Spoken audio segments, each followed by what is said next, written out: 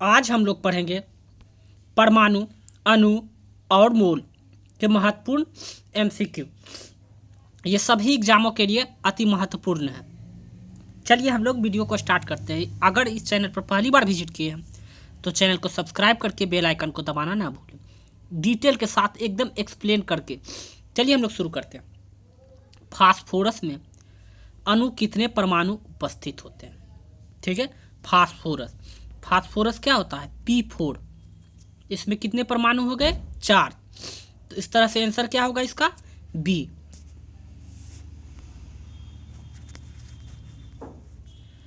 धातु और अधातु युक्त यौगिक आवेशित कणों से मिलकर बने होते हैं। इन कणों को क्या कहते हैं?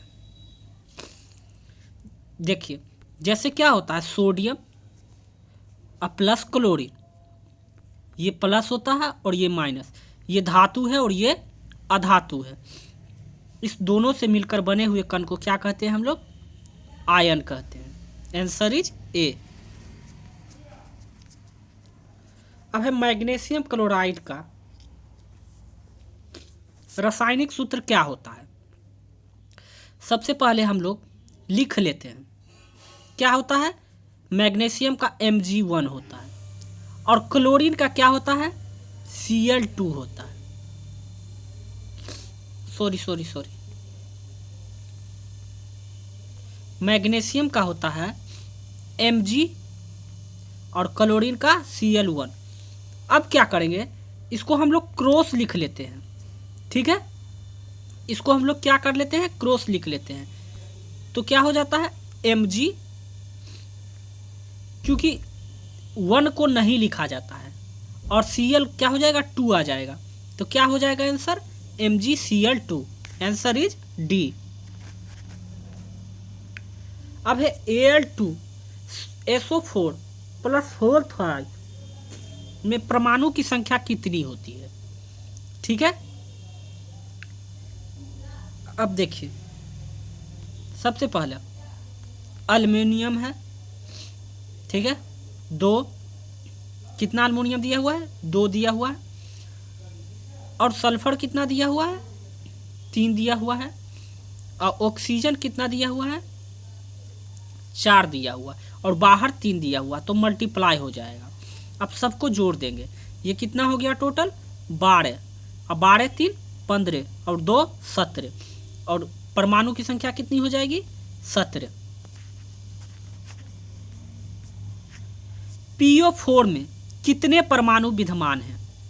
अब कह रहा है PO4 में कितने परमाणु विद्यमान हैं। ठीक है, तो यहां देखिए, P कितना है? 1 है। O कितना है? ठीक है, 4 है। कितने परमाणु हो गए? 5। 1 मोल के में कणों की संख्या कितनी होती है? 1 मोल में कणों की संख्या कितनी होती है? तो 1 मोल में कण की संख्या होती है 6.022 इंटू 10⁻23। ठीक है, याद रखिएगा। अब 1 मोल में जल में कितने अणु उपस्थित होते हैं? जल में कितने अणु उपस्थित होते हैं? तो ये हो जाएगा 6.022 इंटू 10⁻23 अणु उपस्थित होते हैं। ठीक है, अब है जल के 1 मोल में कुल कितने परमाणु उपस्थित होते हैं? ठीक है, जल में अणु को 6.022 इंटू 10⁻23 होता है परमाणु। अब जल की बात की जाए, सबसे पहले इसका फार्मूला लिख लेंगे। क्या होता है? H2O। हाइड्रोजन कितना है? 2। ऑक्सीजन कितना है? 3। 1 क्या हो गया टोटल? 3। अब 3 से इसको मल्टीप्लाई कर देंगे। 3 से मल्टीप्लाई कर देंगे, क्या हो जाएगा? 3 इंटू 6.022 इंटू 10⁻23। ये हो गया जल में मोल के परमाणुओं की संख्या।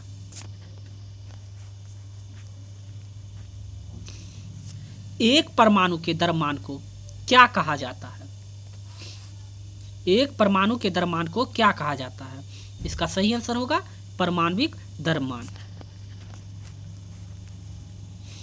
जिंक का परमाणु द्रव्यमान कितना होता है? जिंक का परमाणु द्रव्यमान कितना होता है?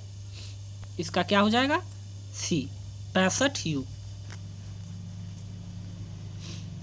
नाइट्रिक अम्ल का आणविक द्रव्यमान कितना होता है? नाइट्रिक अम्ल का आणविक द्रव्यमान कितना होता है? अब क्या करेंगे, इसका फॉर्मूला लिखेंगे। क्या होता है? HNO3। ठीक है, हाइड्रोजन कितना है? 1। नाइट्रोजन कितना है? नाइट्रोजन का क्या होता है? 14। और ऑक्सीजन क्या दिया हुआ है? 3। तो ऑक्सीजन का होता है 16।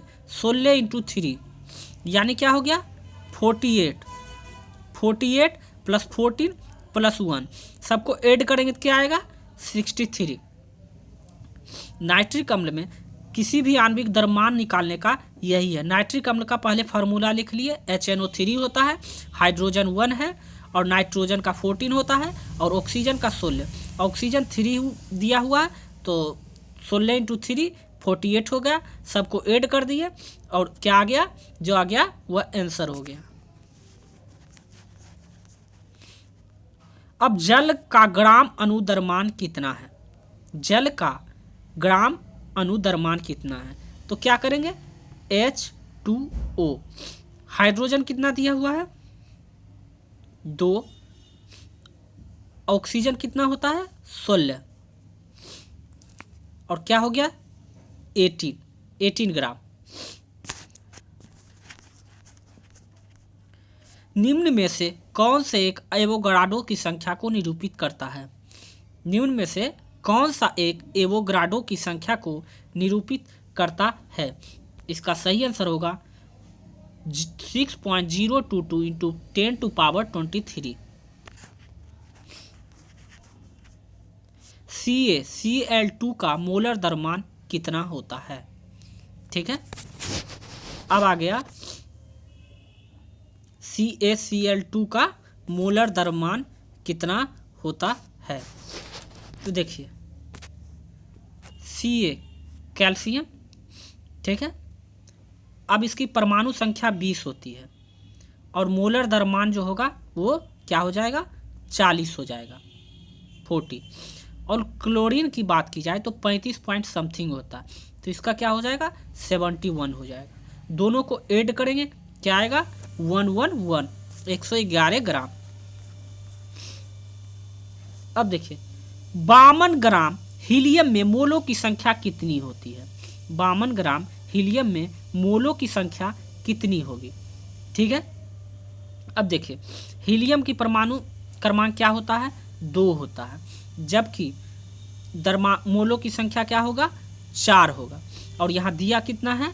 52/4 क्या आ जाएगा? 30।